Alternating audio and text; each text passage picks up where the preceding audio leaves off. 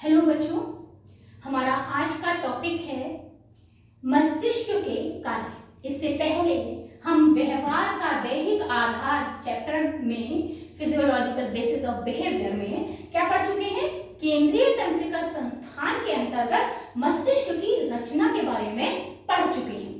और मस्तिष्क की रचना देखिए, ये डायग्राम जो बनाया है ऐसा ही एक डायग्राम मैंने पहले बनाया था और लिटिल बिट सेम है, ठीक है, ये काफी हद तक बिल्कुल सेम है आपका पिछले वाले से। तो आप अगर उस वाले को मैं एक आपको सजेशन दूंगी कि आप क्या करिए कि जो पिछला वाला वीडियो है उसमें डायग्राम का एक स्क्रीनशॉट ले लीजिए, ठीक है, और उस स्क्रीनशॉट से आप सारे डायग्राम के जितने पार्ट्स थे मस्तिष्क के वो सारे पार्ट्स आप याद कर लीजिए कौन सा पार्ट कहां पर है, और फिर इसका भी स्क्रीनशॉट ले सकते हैं और कौन सा भाग क्या काम कर रहा है आप पहचान सकते हो, ठीक है। क्योंकि अगर मैं यहाँ पर सारे अंगों के नाम लिखती तो ये बहुत हचपच की स्थिति बन जाती, आपको कुछ भी समझ में नहीं आ पाता, तो मैंने वो नहीं लिखा है। फिर दूसरा रीजन ये भी था कि इससे आपको याद तो भी होगा, आप बिना देखे इसमें देखेंगे, आपने पिछले वाले डायग्राम में देखेंगे कि ये तो ये पार्ट है, और फिर इस डायग्राम में देखेंगे अच्छा ये पार्ट ये काम करता है, तो आप तुरंत उसको पहचान सकेंगे, है ना। चलिए खैर, तो हम अब स्टार्ट करते हैं अपना मस्तिष्क। मस्तिष्क में आपको याद होगा मैंने बताया था कि मस्तिष्क के 3 भाग होते हैं। अग्र मस्तिष्क जिसे हम फोर ब्रेन भी कहते हैं, है ना, और दूसरा होता है मध्य मस्तिष्क मिड ब्रेन, और तीसरा होता है हमारा हिंड ब्रेन यानी पश्चिम मस्तिष्क, ठीक है। अब मैं ज्यादा कुछ नहीं बताऊंगी। अग्र मस्तिष्क में हमने 2 पार्ट पढ़े थे, टेलेनसेफेलॉन और डायनेसेफेलॉन। टेलेनसेफेलॉन हम लोगों ने देखा था कि टेलेनसेफेलॉन के अंदर कौन कौन से पार्ट थे। सबसे बड़ा पार्ट था हमारा सेरिबेलम, ये सेरिबेलम है, सॉरी सेरिब्रम, ये सेरिब्रम है, सेरिबेलम ये है ना। सेरिब्रम हमने पढ़ा था, तो सेरिब्रम में हमारी 4 पालियां भी पढ़ी थी हमने, कॉर्टेक्स भी पढ़ा था, सेरिब्रम का कॉर्टेक्स, सेरिबेरल कॉर्टेक्स जिसको हम कहते हैं, तो ये सब हमने इसमें पढ़ा था। डायनेसेफेलॉन में हमने थैलेमस, हाइपोथैलेमस ये सब पढ़े थे, तो हम इनके बारे में पढ़ेंगे और साथ में पढ़ेंगे हमारा पश्चिम मस्तिष्क जिसमें अनुमस्तिष्क आता है, मेडुला ऑब्लांगेटा आता है, पोन्स आते हैं, सेतु, इन सब के बारे में हम पढ़ेंगे। चलिए फिर बात करते हैं सबसे पहले हम अग्र मस्तिष्क की। तो यहाँ मैंने आपके सामने देखिए, इसमें आपको कुछ नंबर्स दिखाई दे रहे हैं, ठीक है, और मैंने क्या किया है, इन नंबर्स के बारे में जो भी रीजंस हैं उन रीजंस के बारे में मैंने यहाँ पर लिख दिया है। हालांकि वो वहां भी लिखा हुआ है लेकिन मैंने अलग से यहाँ भी लिख दिया, और मैं एक एक करके आपको हर रीजन के बारे में बताती जाऊंगी। लेकिन मैंने कहीं भी इन रीजंस का ये नहीं दिखाया कि ये कौन सी पाली में है या कौन से क्षेत्र में है। रीजन क्षेत्र मैंने कल ही कहा, आप पिछले वीडियो में इसकी स्क्रीनशॉट लेकर के पहले उसको देख लो अच्छे से और उसके बाद इसको करिए तो आपको वो अच्छे से समझ में आएगा, ठीक है। चलिए खैर, तो सबसे पहले हम अग्र मस्तिष्क में सेरिब्रम के पार्ट वो काम देख लेते हैं। तो सेरिब्रम का फंक्शन देखिए 1 से लेकर के ये जो 13 तक नंबर आपको दिखाई दे रहे हैं, ये सारे काम सेरिब्रम के हैं, ये सारे काम हमारा पूरा मस्तिष्क करता है, ठीक है। अच्छा, इसके बाद हमारा ये जो है 14, 15, 16, 17 ये काम किसके हैं? ये डायनेसेफेलॉन के हैं, ठीक है, ये टेलेनसेफेलॉन के काम है, ये डायनेसेफेलॉन के काम है। उसके बाद ये वाले जो काम दिख रहे हैं आपको 18, 19, 20, 21 के वाले नंबर पे जो दिख रहे हैं ये हिंड ब्रेन के काम है, पश्चिम मस्तिष्क, और 22वां नंबर पे जो दिख रहा है ये मध्य मस्तिष्क यानी मिड ब्रेन के काम है, और 23वें नंबर पे ये आपकी आती है पिट्यूटरी ग्लैंड, ये इस मस्तिष्क के तीनों भागों से अलग है, हाँ, लेकिन अग्र मस्तिष्क से ही नीचे की तरफ जुड़ी रहती है, इसका काम अलग है। हालांकि इसके बारे में हम लोग सविस्तार अध्ययन करेंगे जब हम अंतःस्रावी ग्रंथियों के बारे में पढ़ेंगे, तब हम इसके बारे में अच्छे से पढ़ेंगे, मास्टर ग्लैंड के बारे में। अभी हम हाल फिलहाल बस इसका थोड़ा सा देख लेंगे कि ये यहाँ पर है तो इसका फंक्शन क्या है, छोटा सा फंक्शन देखेंगे। हालांकि इससे और भी बहुत सारे काम होते हैं, बहुत सारे हार्मोन्स निकलते हैं जिनका अध्ययन हम बाद में करेंगे। चलिए खैर, तो फंक्शन ऑफ सेरिब्रम हम पढ़ते हैं लाइन से, ठीक है। देखिए, ये तो हम सभी जानते हैं कि जो हमारा अग्र मस्तिष्क है वो सबसे बड़ा भाग है, ये मैंने आपको पिछले वीडियो में भी बताया था कि मध्य मस्तिष्क बहुत छोटा सा पार्ट है, ये जो 2 हिस्से से दिख रहे हैं बस यही पार्ट आपका मध्य मस्तिष्क है, और ये आपका पार्ट जो है अनुमस्तिष्क और साथ में आपका मेडुला ऑब्लांगेटा और पोन्स, ये पार्ट जो पश्चिम मस्तिष्क है ये सेकंड नंबर पे, सेकंड लार्जेस्ट है। सबसे बड़ा अग्र मस्तिष्क है, फिर आपका पश्चिम मस्तिष्क है, और मध्य मस्तिष्क बहुत सूक्ष्म है, छोटा है।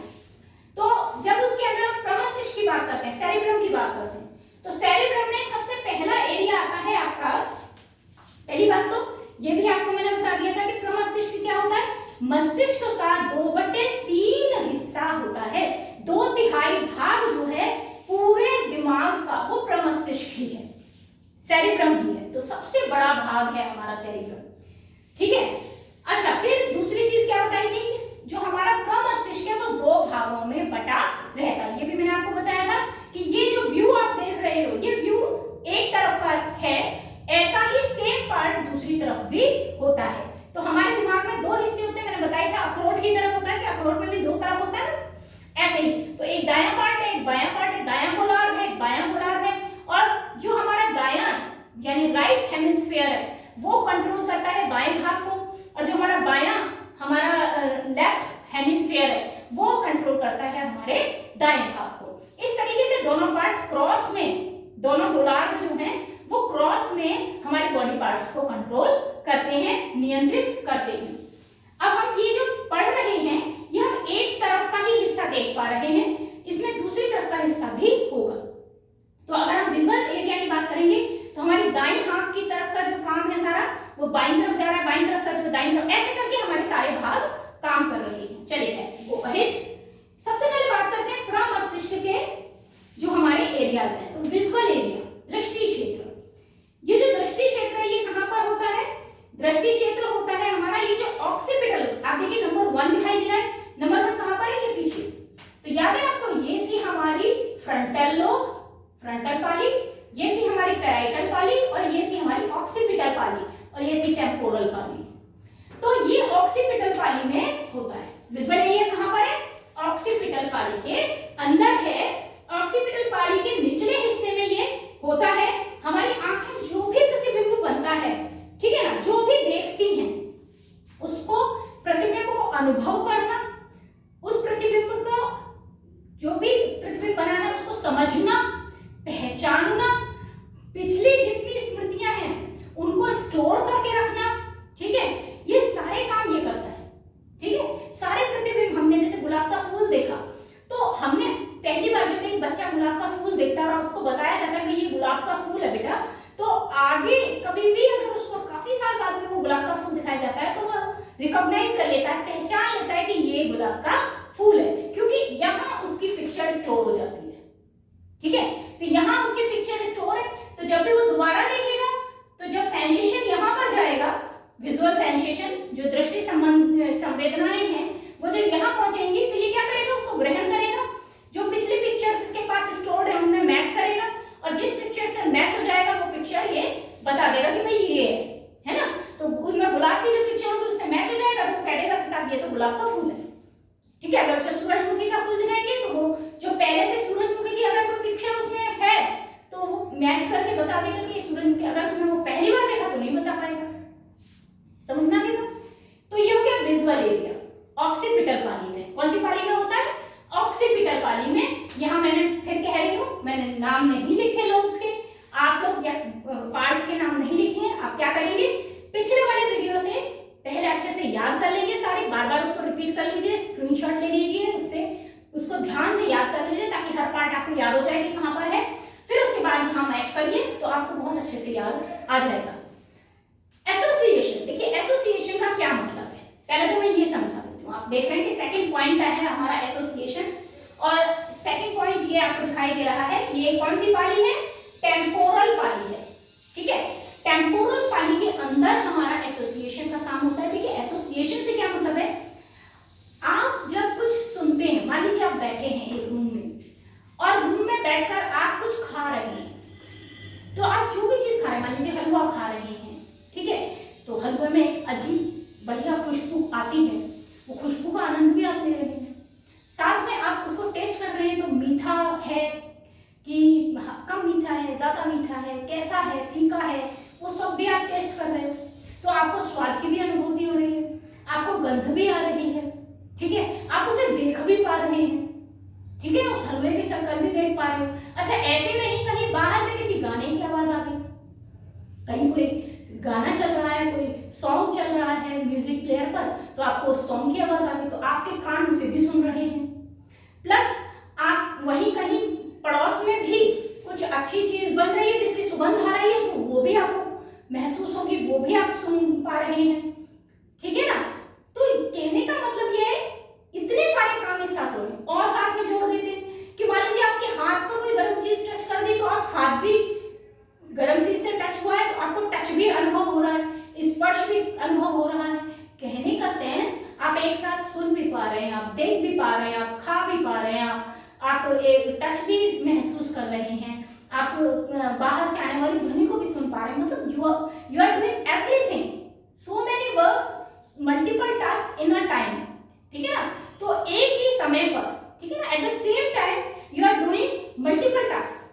तो आप इतने सारे काम एक साथ कर रहे हो तो ये इनके बीच में जितने भी हमारे ये इंद्रियां हैं, आंखें हैं, नाक है, कान है, इन सबके बीच में कोऑर्डिनेशन है, एक सामंजस्य बना हुआ है, ठीक है। और दिमाग उस सामंजस्य को बनाता है। तो दिमाग का वो कौन सा भाग है जो ये सामंजस्य बनाता है?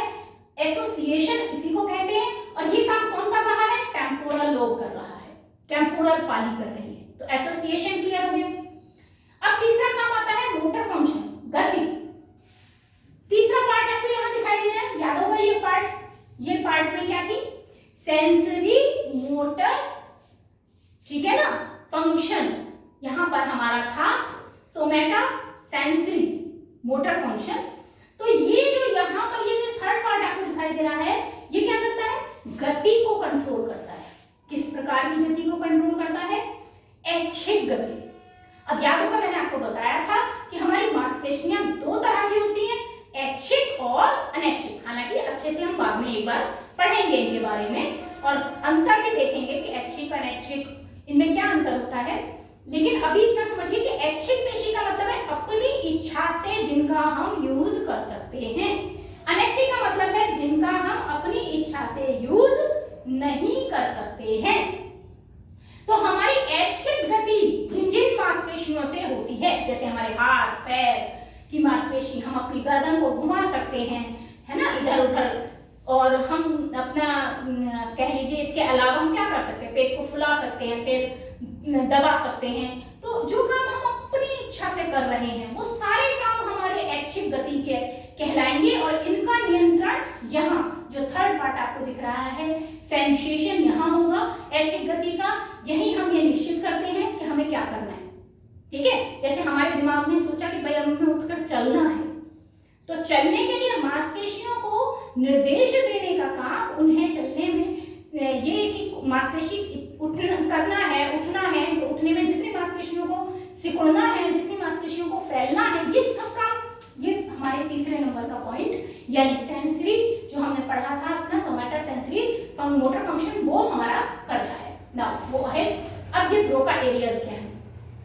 ब्रोका एरिया देखिए, ये जो हमारे टेम्पोरल पाली है इसके जस्ट ऊपर आपको दिखाई दे रहा है 4 नंबर। तो ये ब्रोका एरिया यहाँ पर है, ठीक है। ब्रोका एरिया देखो बेटा, ये जो आपको पतली सी लेयर दिखाई दे रही है, ये लेयर हमारी क्या करती है? टेम्पोरल लोब को हमारी फ्रंटल लोब से अलग कर देती है।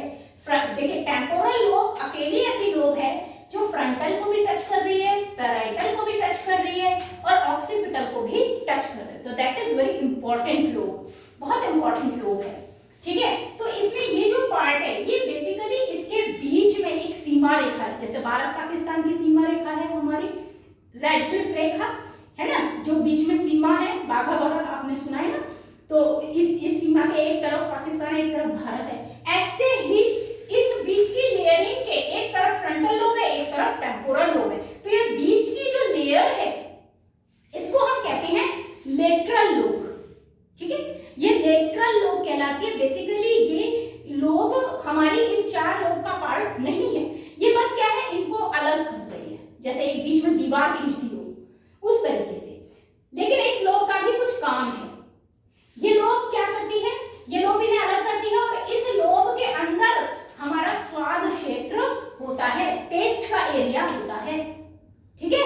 तो इसमें मैंने 6 नंबर यहाँ डाला हुआ है, ये भी स्वाद का काम करती है। अच्छा, 4 वाला पार्ट हमारा ब्रोका एरिया जो हमारी इसी लेटरल लोब के ऊपर है। तो लेटरल लोब के ऊपर जो 4 नंबर का पार्ट है उसे हम ब्रोका एरिया कहेंगे। और ये जो ब्रोका बोलने का, जो भी हम बोल रहे हैं, ठीक है ना, तो उस बोलने की पूरी प्रक्रिया को कंट्रोल करता है हमारा ब्रोका एरिया। तो आप इसको याद ऐसे रख सकते हो, बी फॉर बोलना और बी फॉर ब्रोका, ठीक है ना। हिंदी का लीजिएगा, बी फॉर बोलना, स्पीच मत लेना, वो ऐसे चला गया। तो बी फॉर हो गया बोलना और बी फॉर ब्रोका, ठीक है। तो यहां हम बोलने का काम जो हो रहा है उसकी पूरी प्रोसेसिंग हमारी इस ब्रोका एरिया में होती है। अब नेक्स्ट आया ऑडिटरी एरिया। ऑडिटरी एरिया यानी श्रवण संबंधी हमारा केंद्र। तो 5 नंबर का आपको ये पॉइंट यहाँ दिखाई दे रहा है, ये भी हमारा टेम्पोरल लोब के ही पास है, टेम्पोरल लोब से जुड़ा है, ठीक है। तो लेकिन ये है फ्रंटल लोब में, ये मैं बता दूं, है फ्रंटल लोब में, लेकिन ये जुड़ा रहता है टेम्पोरल लोब से। टेम्पोरल लोब के ऊपर की तरफ है जो उसका लेटरल, मैंने कहा ना लेटरल, तो यहाँ तो मैंने थोड़ा सा खोल के इसको दिखाया लेटरल को, ये पूरा पार्ट लेटरल का जा रहा है। तो जो लेटरल लोब है उसके ऊपर के भाग को हम देख रहे हैं, तो ऊपर के भाग में जो ये वाला हिस्सा है इसको हम क्या कहते हैं, ऑडिटरी एरिया कहते हैं। यहाँ हमारी श्रवण संबंधी हम जितनी भी ध्वनियां सुनते हैं वो सारी ध्वनियां यहाँ स्टोर होती है, ठीक है।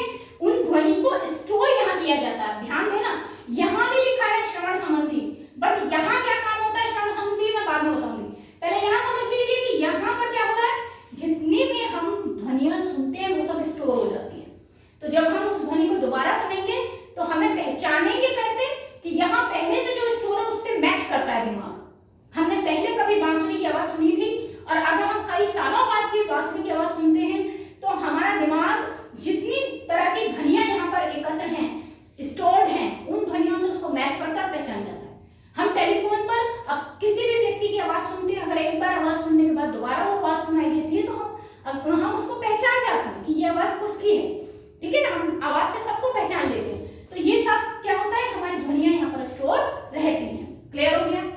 6th टेस्ट एरिया, ये मैंने आपको बता ही दिया, कहाँ है, लेटरल लोब के अंदर है। उसके बाद सेंसरी एसोसिएशन, संवेदी साहचर्य। संवेदी साहचर्य हमारा जो है वो कहाँ पर है, देखिए यहाँ 7वां आपको दिखाई दे रहा है हिस्सा, सेंसरी एसोसिएशन। ये कहाँ पर हो रहा है, ये होता है हमारा, इसके अंदर हमारा संवेदी। संवेदी देखिए 2 चीजें हैं, मैं आपको क्लियर कर दूं, संवेदी और संवेगी। संवेदी का मतलब होता है सेंसेशन से संबंधित, ज्ञानेंद्रियों से संबंधित, सुनने से, बोलने से, सूंघने से, स्वाद से, देखने से संबंधित जो हमारे सारे काम हैं वो हमारी संवेदी साहचर्य के अंदर आएंगे, ठीक है। और हमारा जब हम बात करेंगे आगे अभी आएगा संवेगी, देखो यहाँ दिखाई दे रहा है एक शब्द संवेगी, तो एक अंतर द और ग का। संवेगी का मतलब होता है इमोशन, संवेग यानी इमोशंस, इमोशंस यानी दुख का अनुभव, खुशी का अनुभव, गुस्से का अनुभव, भय का अनुभव, ये सब कुछ जो है ये है संवेगी। तो डिफरेंस समझिएगा, ठीक है ना। तो गड़बड़ नहीं कीजिएगा कि संवेदी की जगह आप संवेगी यूज कर लो या संवेगी की जगह संवेदी यूज कर लो, डिफरेंस है दोनों में, ठीक। तो हमारा सेंसरी एसोसिएशन, संवेदी साहचर्य यानी हमारी संवेदनाओं का साहचर्य। तो जो एसोसिएशन हो रहा था लगभग वही काम इसमें भी होता है, ठीक है, लगभग वही काम इसमें भी होता है। तो ये जो हमारा सेकंड पार्ट काम कर रहा था, सेकंड पार्ट से ही ये 7 पार्ट जुड़ा हुआ है, लेकिन ये 7 पार्ट है कहाँ पर, पैराइटल पाली में। दिखाई दे रहा है ये कौन सी पाली है, पैराइटल पाली। तो पैराइटल पाली में है और ये टेम्पोरल पाली में, ये दोनों मिलकर के आपस में एसोसिएशन करते हैं। जो हमारे सारे सेंसरी ऑर्गन्स हैं, ठीक है, सेंसरी ऑर्गन्स यानी अभी बताया मैंने आंख, नाक, कान, त्वचा और जीभ, इनका एसोसिएशन की एक साथ ये पांचों मिलकर काम कर सकें वो हमारा ये करता है। इसके साथ ही हमारे 5 कर्मेंद्रियां भी हैं, ठीक है, वर्क ऑर्गन्स भी हैं, जैसे 2 हाथ हैं, 2 पैर हैं आपकी, ठीक है ना। तो ये हमारे वर्क ऑर्गन्स में आते हैं, ठीक। तो ये इनका भी साहचर्य चलता है साथ में। खैर, तो ये एसोसिएशन तो सबकी एसोसिएशन है। सेंसरी एसोसिएशन में हम सिर्फ सेंसरी यानी कि जो हमारे 5 सेंसरी ऑर्गन है उन्हीं की बात करेंगे। ऑल्फैक्टरी एरिया यानी गंध क्षेत्र। अब ये याद होगा, ये हमने ग्रीन सी एक रचना हमने पढ़ी थी और मैंने आपको बताया था इसको कहते हैं घ्राण पिंड, ऑल्फैक्टरी रीजन। तो जो ये ऑल्फैक्टरी रीजन है यहाँ से हमारा गंध का अनुभव होता है और ये जो ये जो छोटा सा पार्ट आपको दिख रहा है, ये पार्ट टेम्पोरल लोब का ही एक हिस्सा है और ये लेटरल लोब के नीचे की तरफ है। आपको देखिए ब्रोका एरिया लेटरल लोब के ऊपर था और हमारा गंध का अनुभव लेटरल लोब के नीचे है। ठीक है, तो लेटरल लोब के नीचे जाकर के हमें गंध का क्षेत्र मिलता है, बहुत गहरी उसमें होता है। टेम्पोरल लोब और लेटरल लोब के नीचे की तरफ को होता है, गहराई में स्थित होता है बहुत ज्यादा, और यहाँ सारी गंध हमारी जो है वो स्टोर होती हैं। जितनी भी गंध है वो सब यहाँ स्टोर होंगी। फिर जब हम उसको दोबारा सूंघेंगे, तो जैसे अगर आप कोई भी गंध लेते हो, अगर वो गंध आपने कभी दोबारा सूंघी तो आप तुरंत पहचान जाते हो। जैसे मान लीजिए आपके घर में हलवा बना, आपने सुगंध ली, खुशबू ली, अब कहीं कुछ समय बाद, कुछ दिन बाद या कुछ हफ्तों बाद या कुछ महीनों बाद कहीं पड़ोस में से उसी हलवे के भुनने की गंध आ रही है, अब तुरंत बोल जाते हैं कि भाई कहीं आसपास हलवा बन रहा है। बोल देते हो कि नहीं? तो वो कैसे बोल देते हो कि जो गंध आपने इतने महीनों पहले ली थी वो दिमाग में क्या हो गई, स्टोर हो गई। तो कहाँ स्टोर हुई थी? वो स्टोर हुई थी यहाँ टेम्पोरल लोब के नीचे और हमारी लेटरल लोब के नीचे। यहाँ हमारी वो क्या हो गई थी, स्टोर हो गई थी। और जब हमने वो दोबारा सूंघी, दोबारा हमारे इस ऑल्फैक्टरी रीजन से वो वापस वहां पर गई, तो वो मैचिंग हुई, दिमाग ने उसको मैच किया, मैच करके पहचान लिया, रिकॉग्नाइज कर लिया और रिकॉल कर लिया कि ये किसकी है। समझ गए? चलिए गो अहेड, आगे बढ़ते हैं। अब हमारा नेक्स्ट आता है सेंसरी एरिया, लेकिन किसका? स्किन का।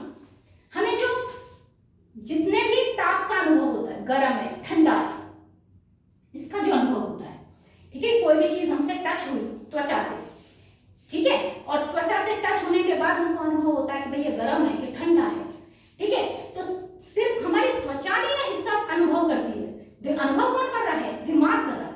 त्वचा तो केवल उस टेम्परेचर को दिमाग तक पहुंचाती है, उसके बाद वो टेम्परेचर कम है कि ज्यादा है, ये अनुभव करने का काम हमारे दिमाग का होता है।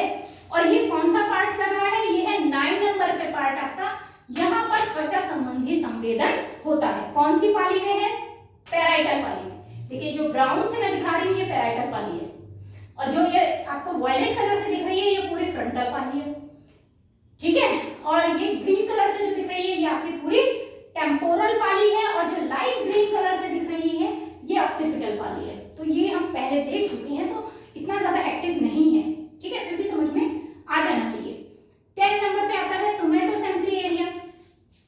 देखिए 10 नंबर पे सोमैटोसेंसरी एरिया, ये पार्ट है वो हमारा 10 नंबर पे, ये रिकॉल क्षेत्र है। रिकॉल क्षेत्र का क्या मतलब है? रिकॉल का मतलब है कि जो भी हम देखिए, एक तो हुआ एक हिस्सा क्या काम कर रहा है, उनको स्टोर कर रहा है। जो भी हम सूंघ रहे हैं, जो भी हम देख रहे हैं, जो भी हम सुन रहे हैं, जो भी हम स्पर्श कर रहे हैं, उनको स्टोर करता जा रहा है, ठीक है। अब देखिए मान लीजिए मैं एक बहुत सिंपल एग्जांपल देती हूँ कि आपने आइसक्रीम को एक बार टच किया, तो आइसक्रीम कैसी होती है? ठंडी। अभी मैं आपसे पूछूं आइसक्रीम कैसी होती है, तो आपके दिमाग में तुरंत आ जाता है और आप तुरंत बोलते हो ठंडी होती है।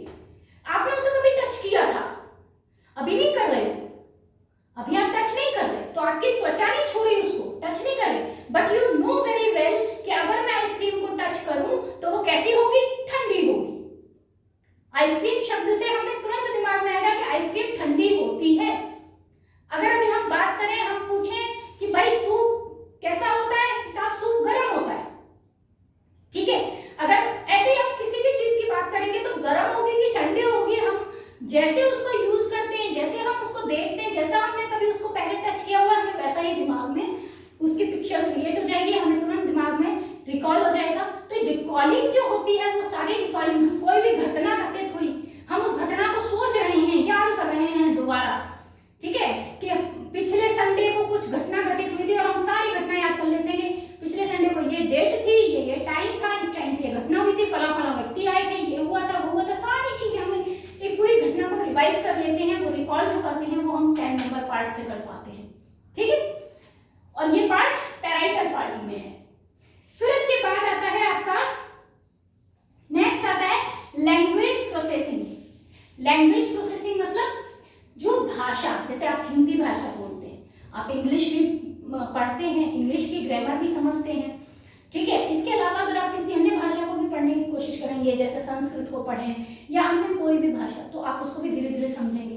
तो जो भी भाषा संबंधी है, भाषा के व्याकरण संबंधी है, वो सारी चीजें स्टोर कहाँ हो रही है, हमारे 11 नंबर पार्ट में। और 11 नंबर पार्ट ये देखिए आपको दिखाई देगा 5 नंबर पार्ट के ऊपर, ठीक है। और ये पार्ट जो हमारा आपको दिखाई दे रहा है, ये कुछ कुछ पैराइटल और कुछ कुछ टेम्पोरल को टच कर रहा है, ठीक है। यानी इस पार्ट में पैराइटल और टेम्पोरल दोनों पाली अपना अपना काम करती हैं, दोनों मिलकर चलाती हैं इस काम को। इसमें हम वो सारी भाषा संबंधी जितनी भी ज्ञान है, जितने व्याकरण है, उस सबको यहाँ स्टोर करते हैं। तो जब हमें सिखाया जाता है ट्रांसलेशन करना, तो हम जब शुरू में ट्रांसलेशन करना सीखते हैं तो हम गलती करते हैं, लेकिन जब हम सीख जाते हैं तो बिना अटके हम वो ट्रांसलेशंस कर लेते हैं। इवन अगर हम बोलने की प्रैक्टिस करते हैं तो हम उन्हें बोल भी पाते हैं अपने ब्रोका एरिया की मदद से। तो हम इंग्लिश भी बोल लेते हैं, हम हिंदी भी बोल लेते हैं। तो हमारा जो ये 11 नंबर का पार्ट है, ये क्या करता है, उस भाषा संबंधी जितना भी ज्ञान है, जितनी भी व्याकरण है, उसकी प्रोसेसिंग करता है और उसी अनुसार विचार हमारे दिमाग में आते हैं और उसी अनुसार हम ब्रोका एरिया से उन्हें बोल पाते हैं, ठीक है। उसके बाद नेक्स्ट आया आपका आई मूवमेंट, नेत्रों की गति। नेत्रों की गति इसको नियंत्रित करता है, 12 नंबर पे आपको दिखाई दे रहा है। कौन सी लोब में है, फ्रंटल लोब में है।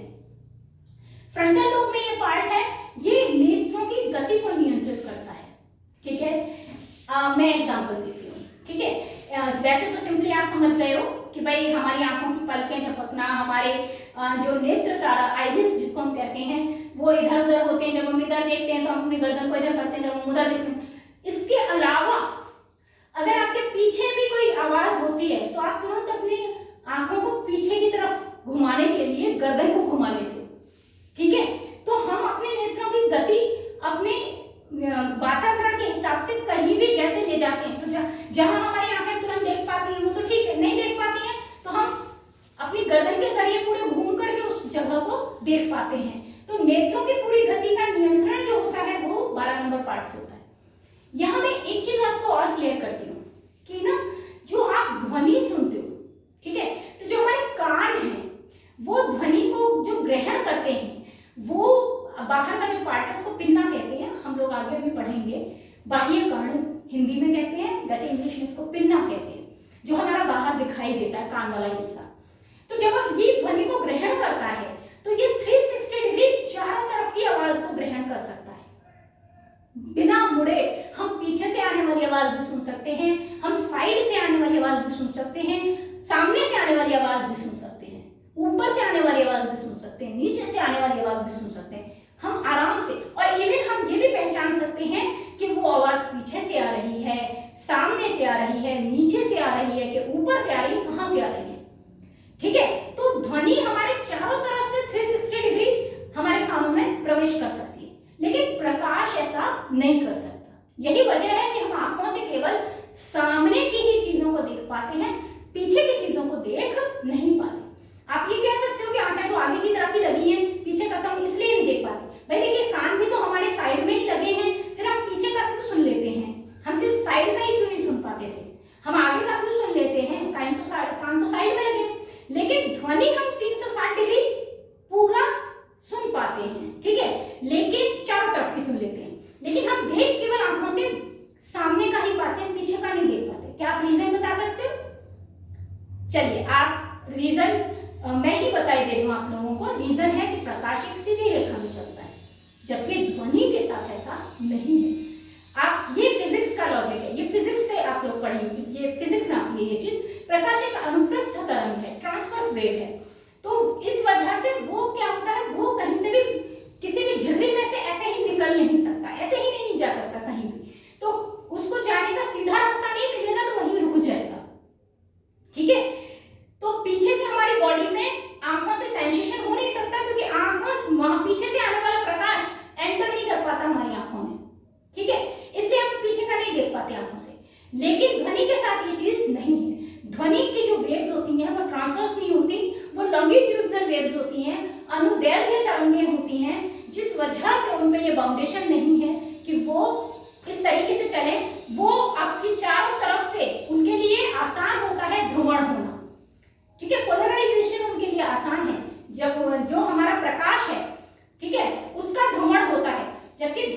उसके लिए ध्रुवण इस तरीके से नहीं होगा जैसे प्रकाश का होता है। ठीक है, ये खैर फिजिक्स टॉपिक है, तो मैं बहुत ज्यादा अगर इसे डीप में ले जाऊंगी तो मेरा वीडियो बहुत लंबा हो जाएगा, तो इसको हम कभी फिर भी डिस्कस कर सकते हैं। बट ध्वनि अनुदैर्ध्य तरंगे हैं, उसमें ध्रुवण इस तरीके से नहीं होता जैसे प्रकाश में होता है, उसमें ध्रुवण होता है, बट लेकिन प्रकाश का ध्रुवण जो है वो रुक जाता है, सीधी रेखा में चलने के कारण वो रुक जाएगा, जबकि ध्वनि का किसी भी परिस्थिति में रुकता नहीं है। यही कारण है कमरा बंद भी हो तो भी आवाज हमें सुनाई देती है अगर वो साउंड प्रूफ ना हो। ठीक है, लेकिन कमरा बंद हो और उसमें खिड़कियां न हो, ठीक है, तो आवाज तो सुनाई देगी बट प्रकाश नहीं होगा। तो यही वजह है कि हमको ध्वनि चारों तरफ से सुनाई दे जाएगी लेकिन हमें प्रकाश का अनुभव नहीं होगा। खैर, 12वां जो पॉइंट था वो हमारी आई मूवमेंट को कंट्रोल करता है, तो दैट इज क्लियर नाउ। अब आगे बढ़ते हैं, ये बहुत इंपॉर्टेंट है, ये सबसे इंपॉर्टेंट है, और अगर मैं कहूं तो मुझे ये सबसे पहले बताना चाहिए था, बट वो मैंने नंबरिंग की हुई है तो फिर वो जो मेरे को पहले दिखता गया मैं नंबरिंग करती गई। ये है हमारा 13 नंबर पे जो दिखाई दे रहा है, बहुत इंपॉर्टेंट पार्ट है ये सामने का। आप देख रहे हो फॉरहेड से लेके माथे से लेके ये आगे ऊपर तक का भाग जा रहा है, फ्रंटल लोब का फ्रंट पार्ट। आप कह लीजिए फ्रंटल लोब तो ये पूरी है, इस पूरी फ्रंटल लोब में ये पार्ट हमारा इसका फ्रंट पार्ट है, तो इसको हम कहते हैं प्री फ्रंटल कॉर्टेक्स। इसको हम कहते हैं प्री फ्रंटल कॉर्टेक्स, मतलब प्री मतलब पहले का, और पीछे का भाग कहलाता है पोस्ट फ्रंटल कॉर्टेक्स, यानी पीछे का भाग, फ्रंटल लोब के पीछे वाला हिस्सा। जो 12वां नंबर दिख रहा है ये फ्रंटल लोब का पीछे वाला हिस्सा है, और जो इधर दिख रहा है ये फ्रंटल लोब का आगे वाला हिस्सा है, सामने वाला हिस्सा है। ये हमारा विचार केंद्र है, यहाँ हम सोचते हैं, जब भी हम कोई चिंतन करते हैं, हम मनन करते हैं, किसी समस्या का समाधान सोचते हैं, वो हम इस पार्ट से सोचते हैं। इसमें हाई मेंटल फंक्शंस होते हैं, कोई कैलकुलेशन कर रहे हैं तो वो इस पार्ट से हो रही है, कोई प्लानिंग कर रहे हैं दिमाग में तो वो इस पार्ट से हो रही है, कोई डिसीजन लेना है, कोई निर्णय लेना है तो उसके लिए हम ले या ना ले निर्णय के लिए लेने के लिए कौन से गुड फैक्टर्स है, कौन से बैड फैक्टर्स है, सबके बारे में जो हम सोचते हैं, मनन करते हैं, चिंतन करते हैं, वो सब हम इसी में करते हैं। ठीक है, क्रिएटिविटी, हम कुछ नया सोचते हैं, कोई कल्पनाशीलता हमारे अंदर आती है, हम ड्राइंग कर रहे हैं, कुछ नई सी ड्राइंग कर रहे हैं, हम कोई नया गीत है जिस पर डांस कर रहे हैं तो डांस के स्टेप्स दिमाग में आ रहे हैं, वो सब नया काम जो भी हो रहा है वो इसी पार्ट में हो रहा है। ठीक है, तो प्लानिंग होती है, डिसीजन होता है, क्रिएटिविटी होती है, थिंकिंग होती है। ठीक है, अब इसके बाद 14 नंबर पे ये जो पार्ट आपको दिख रहा है, तो ये याद है आपको कौन सा पार्ट था? Basal ganglia. बेसल गैंग्लिया ये पार्ट क्या करता है, ये याद होगा मैंने ये वाला हिस्सा बताया था, ये कहलाता है कॉर्पस कैलोसम। और ये जो कॉर्पस कैलोसम है, इस कॉर्पस कैलोसम में ये छोटा सा जो ये पिंड आपको दिख रहा है, बेसल गैंग्लिया, तंत्रिकाओं का गुच्छा होता है, और ये तंत्रिकाओं का गुच्छा क्या काम कर रहा है? लर्निंग, अधिगम, लर्निंग, कोई भी काम हम सीख रहे हैं, साइकिल चलाना सीखते हैं, अभी मैं जो पढ़ा रही हूँ वो सब आप सीख रहे हो। ठीक है, और आप कोई भी काम, कार चलाना सीख रहे हो, खाना बनाना सीख रहे हो, मेहंदी लगाना सीख रहे हो, ड्राइंग करना सीख रहे हो, डांस करना सीख रहे हो, जो भी काम आप सीख रहे हो वो इससे सीख रहे हो, सीखता ही है। ठीक है, और फिर जैसी जरूरत हो उसके हिसाब से वो हर काम उसमें बढ़ जाता है। जैसे आप भाषा सीखोगे तो भाषा वाला पोर्शन हमारा था, ठीक है, तो हमारा वहां पर चला गया ये 11 लैंग्वेज प्रोसेसिंग। ठीक है, अब हमारा जो है ब्रोका एरिया में हमारा किससे रिलेटेड, बोलने से रिलेटेड जो चीजें थी वो यहाँ चली गई हमारी। तो इस तरीके सीखते शुरू में यहाँ से है, फिर उसके बाद वो डिस्ट्रीब्यूट हो जाता है हर पार्ट में, एसोसिएशन होता है उसका। उसके बाद में हमारा नेक्स्ट आता है इसमें 15, तो ये वाले पार्ट मैंने आपको बताए थे, ये हमारा डायनसिफिलॉन शुरू हो गया। यहाँ तक हमारा टेलेंसिफिलॉन था, प्रमस्तिष्क के पार्ट थे, और लोब्स जितनी थी हमारी सेरिब्रल लोब्स थी वो लोब्स के बारे में था सारा। अब यहाँ से हम डायनसिफिलॉन को देख रहे हैं। डायनसिफिलॉन में पहला काम हो गया बेसल गैंग्लिया में लर्निंग का, दूसरा काम ताप, भूख, प्यास, इन सब का अनुभव, और साथ ही ग्रंथियों पर नियंत्रण, ये काम यहाँ होता है। तो ये पार्ट याद होगा आपको, इसको हम कहते हैं, ये था कॉर्पस कैलोसम, ये जो सी जैसा पार्ट था कॉर्पस कैलोसम था, इसके नीचे ये वाला पार्ट था, ये पार्ट वो आपका थैलेमस था, और ये वाला पार्ट जो इसके नीचे ये पार्ट है ये हाइपोथैलेमस था। ठीक है, तो हमारा थैलेमस क्या क्या काम करता है? थैलेमस दर्द, ठंडा, गर्म, इन सबको पहचानता है। अगर मैं ये वाला हिस्सा हटा देती हूँ तो आपको थैलेमस के काम में सीधे सीधे बता सकती हूँ। थैलेमस के काम क्या है हमारे? दर्द, ठंडा, गर्म, इन सबको एहसास करना, महसूस करना, ये हमारे थैलेमस के काम हैं। तो थैलेमस के काम मैं आपको बता देती हूँ। सबसे पहला काम थैलेमस का क्या है? दर्द का अनुभव। ठीक है, आपके कोई चोट लग जाती है, तुरंत आपके दर्द होता है और आपको पता चलता है कि यहाँ पे दर्द हो रहा है। आप तुरंत देखते हो कि वहां पर कुछ लग गया है क्या, कोई चोट हो गई है क्या। फिर आपको दिखाई देती है वो चोट, फिर आप उसको रेमेडी करते हो, आपका उसका फर्स्ट एड करते हो, उस पर दवाई वगैरह लगाते हो, ठीक करते हो उसको। तो दर्द का जो अनुभव है वो कौन सा पार्ट कर रहा है? थैलेमस कर रहा है। ठीक है, दूसरा काम क्या करता है वो? ठंडा, गर्म, इनको पहचानता है। कोई चीज ठंडी है या कोई चीज गर्म है, इसका अनुभव हमारा थैलेमस करता है। ठीक है, इसके अलावा वो हमारे शरीर के ताप को भी नियंत्रित करता है। ताप नियंत्रण, हमारी बॉडी का टेम्परेचर पता है आपको? मानव शरीर का ताप कितना होता है? मानव शरीर का जो ताप होता है वो होता है 98.4 डिग्री फ़ारेनहाइट। इतना टेम्परेचर होता है। इससे ज्यादा होगा तो क्या कहलाएगा? बुखार, फीवर। ठीक है, और फीवर बेटा अपने आप में कोई बीमारी नहीं है। फीवर क्या है? लक्षण है, एक सिम्टम है जो इस बात को दर्शाता है कि शरीर में कोई बीमारी के कीटाणु या विषाणु या जीवाणु कहिए वो प्रवेश कर चुके हैं। किसी प्रकार के बैक्टीरिया या वायरस इस तरह के आ चुके हैं जिनसे शरीर बीमार हो रहा है। ये इस बात को दर्शाता है। तो एक तरह से हमारे लिए सिग्नल है, इंडिकेटर होता है बुखार। ठीक है, क्योंकि अगर ऐसे ही कोई घुसा हुआ है हमारी बॉडी में और हमारी बॉडी को हार्म दे रहा है, नुकसान पहुंचा रहा है और हमको पता ही नहीं चल रहा, तो हम कुछ करेंगे ही ना। ठीक है, तो थैलेमस क्या करता है? इस टेम्परेचर से ज्यादा कर देता है हमारी बॉडी के टेम्परेचर को। ठीक है, और टेम्परेचर को ज्यादा कर देगा तो हमें पता चल जाएगा कि हमको कोई बीमारी है। क्योंकि हम बुखार जब बार बार आएगा तो व्यक्ति कहेगा भाई बुखार बार बार क्यों आ रहा है, पता करना है, तो वो डॉक्टर के पास जाएगा, उसकी टेस्टिंग्स वगैरह होंगी, पता चलेगा कि कोई वायरस का अटैक है या कोई बैक्टीरिया का अटैक है, किस प्रकार की बीमारी है, उसी अकॉर्डिंग उसको दवाई मिलेंगी और उसी अकॉर्डिंग फिर उसका बीमारी जो है वो ठीक हो जाएगी। तो एक तो टेम्परेचर को बढ़ाने का काम कर देता है। जैसे बॉडी में कोई बीमारी के लक्षण दिखेंगे तो हमको बाद में हम उसे समझें, हम उसे उसके जो बीमारी हमारी है उसका जब हम कोई मेडिकल ट्रीटमेंट लें तो ट्रीटमेंट के लिए वो हमारा पहले क्या कर देगा? बुखार बना देगा। तो अक्सर हमें थकान भी होती है तो फीवर आ जाता है हल्का सा, कभी कभी अगर कोई भी बीमारी होती है तो उसका फर्स्ट सिम्टम जो होता है वो बुखार होता है। दूसरी चीज, हम कहीं गर्म स्थान में जाते हैं, गर्म स्थान है वहां पर, तो हमारी बॉडी में ये क्या करता है? पसीने के रूप में जो पानी है उसको बाहर निकालता है ताकि हमारी बॉडी का टेम्परेचर वापस मेंटेन हो जाए 98.4 डिग्री पे। और अगर कहीं ठंड है तो क्या करता है?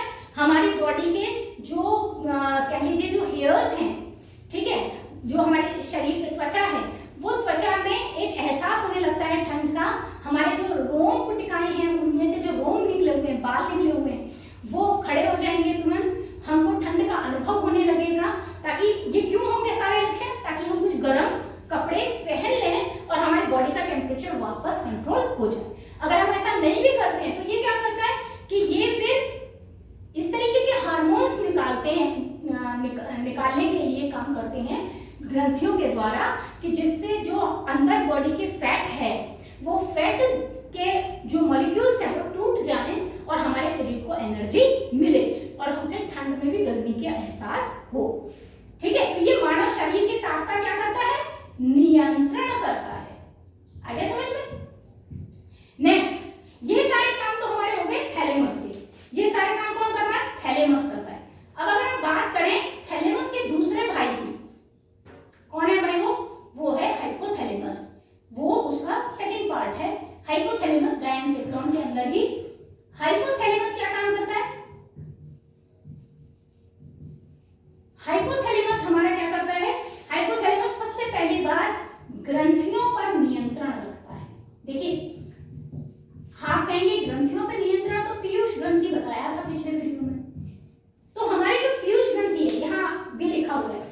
वृद्धि नियंत्रण एवं हार्मोन नियंत्रण।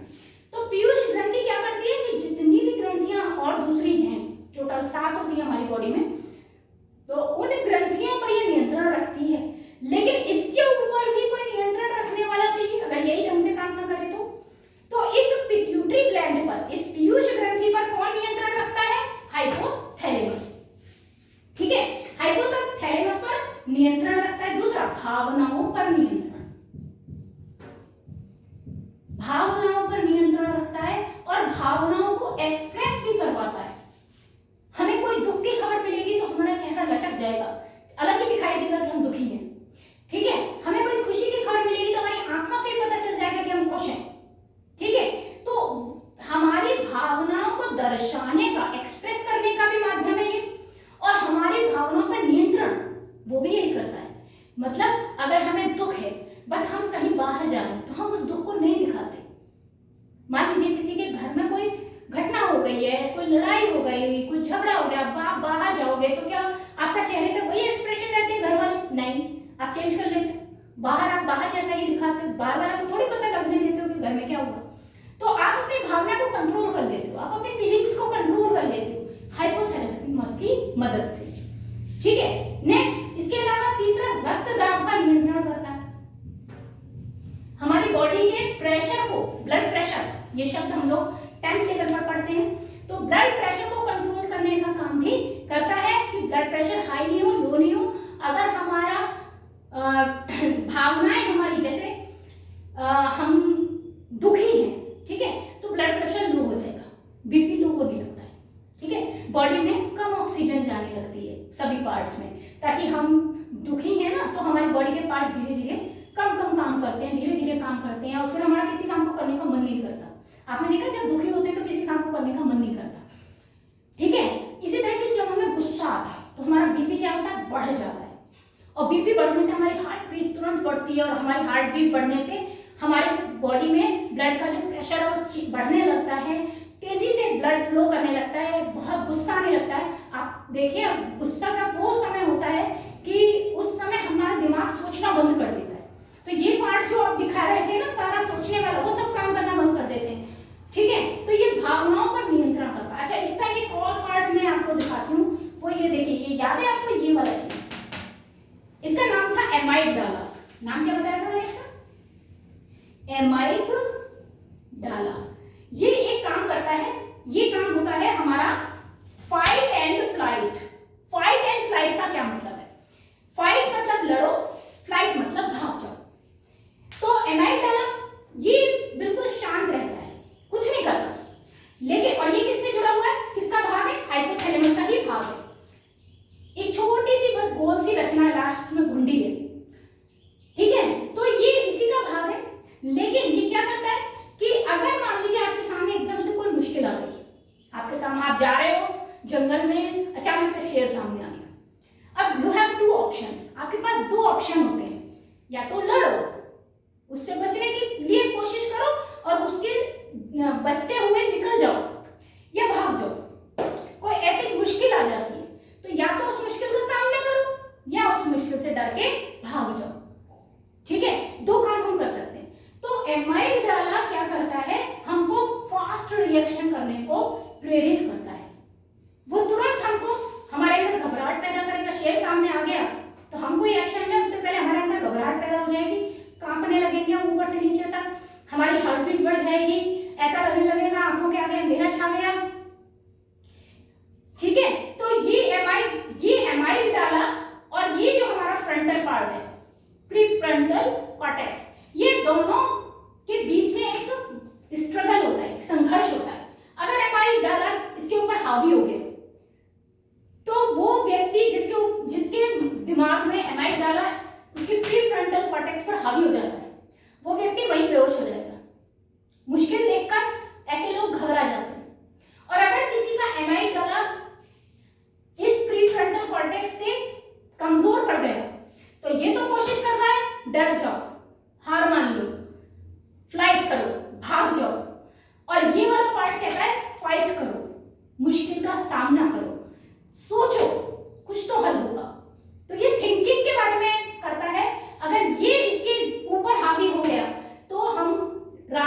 खोजेंगे, हम सोचेंगे। तो ये काम कब करता है? जब हम शांत होते हैं। और ये काम कब करता है? ये हमारा तुरंत फास्ट एक्शन ले लेता है, तुरंत हमारे अंदर बॉडी के ऐसे ऐसे काम करने लगता है, घबराहट पैदा करना, आंखों के आगे अंधेरा सा छा जाना, हार्ट बीट बढ़ जाना, ब्लड का फ्लो बढ़ जाना, ये इस तरह के काम करने लगता है जिससे कि हमको ऐसा लगे कि भैया यहाँ से भाग लो। बट अगर हम अपने आप को शांत रखते हैं, मेडिटेट रखते हैं, तो हम थिंकिंग, अपनी विचारों के माध्यम से उस मुश्किल का सामना कर सकते हैं।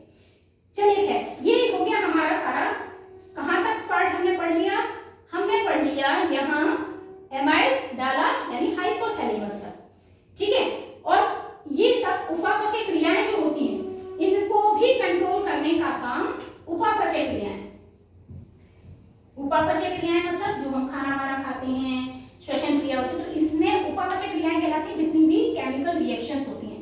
जब श्वसन होता है तो ऑक्सीजन जो है उसका यूज होता है, ग्लूकोज बनता है ना, और हमारे जो कार्बन डाइऑक्साइड है वो बाहर निकलती है। तो रिएक्शंस जितनी हो रही हैं वो उपापचय क्रियाएं कहलाती हैं, और इनको नियंत्रित भी हाइपोथैलेमस करता है।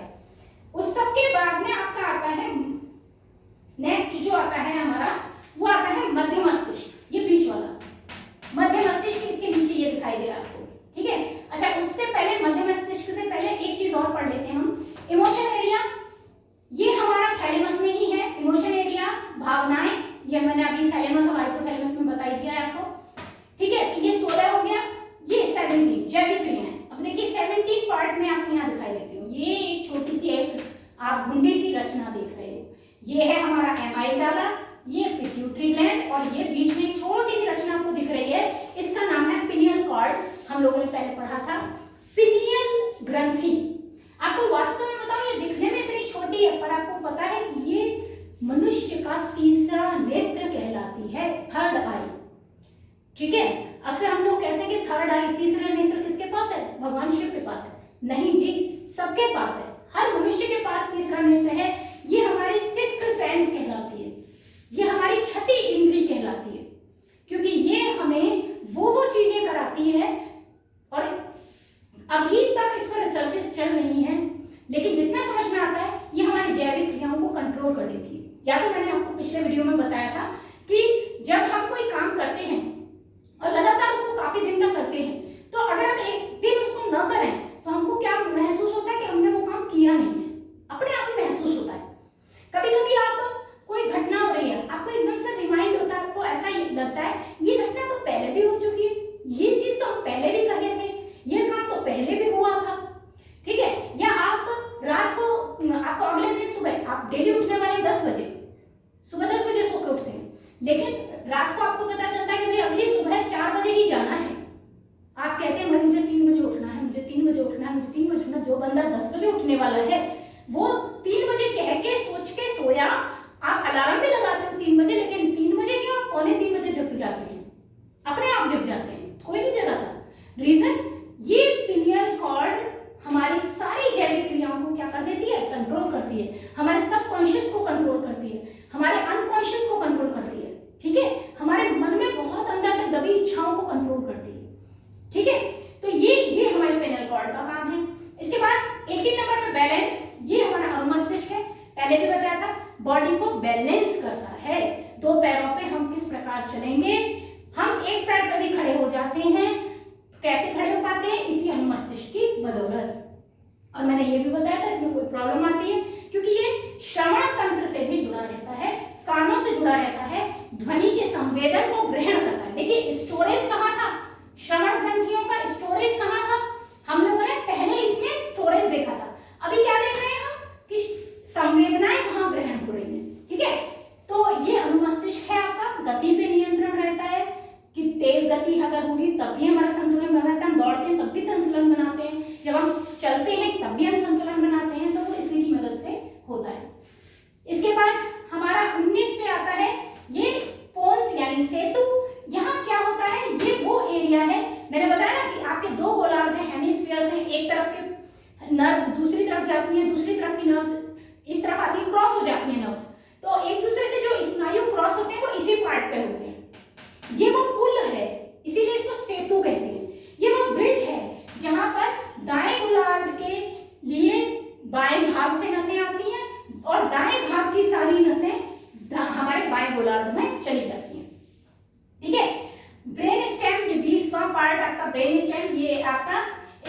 कॉर्ड और मेडुला ऑब्लांगेटा ये जोड़ते हैं किसको, दिमाग को और स्पाइनल कॉर्ड को।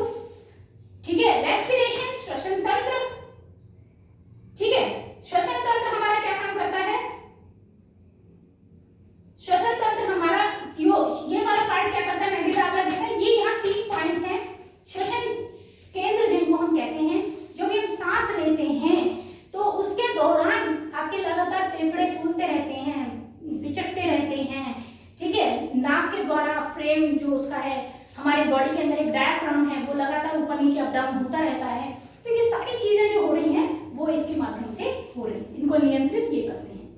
ठीक है, इस तरीके से ये हमारा पूरा पार्ट काम कर रहा है। ठीक, तो ये इस तरीके से हमारा हो गया। अच्छा, इसके बाद पिट्यूटरी ग्लैंड, ये वृद्धि का नियंत्रण करती है। आप जानते हैं एक उम्र के बाद व्यक्ति की वृद्धि रुक जाती है, तो किस एज पर कितनी लंबाई होनी चाहिए व्यक्ति की, कितना वेट होना चाहिए, ये सब कुछ हमारा पीयूष ग्रंथि निर्धारित करती है।